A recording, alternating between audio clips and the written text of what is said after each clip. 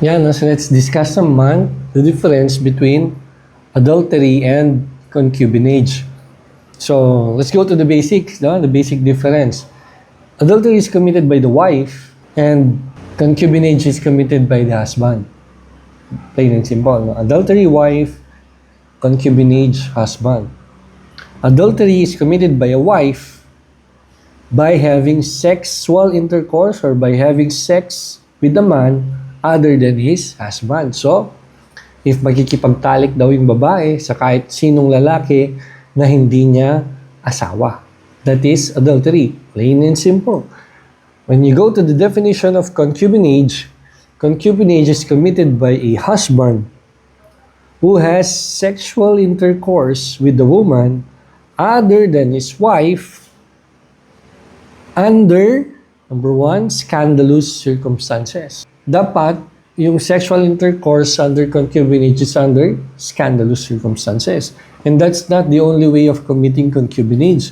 Concubinage may also be committed if the husband maintains a mistress inside the conjugal dwelling. No? Kapag binahay niya daw sa bahay ninyong mag-asawa yung kanyang mistress.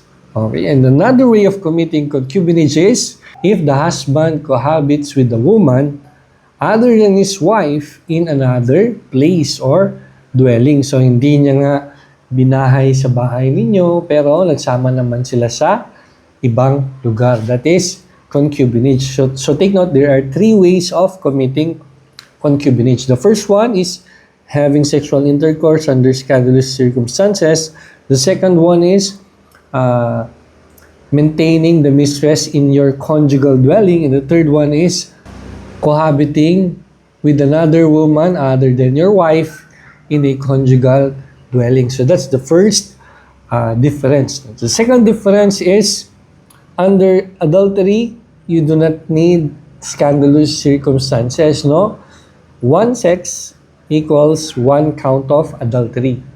Ganon yung adultery. For concubinage, one sex does not mean concubinage. Okay?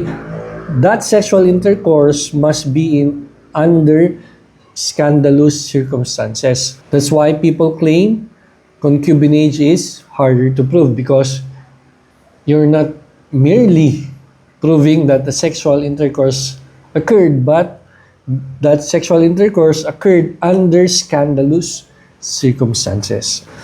Another is, under adultery, both the wife and the lover are punished or are punishable. No, hindi pwedeng si wife lang, hindi pwedeng si lover lang. No, dapat dalawa sila. Under concubinage naman, only the husband is punished or punishable, no? Attorney, how about yung mistress, no?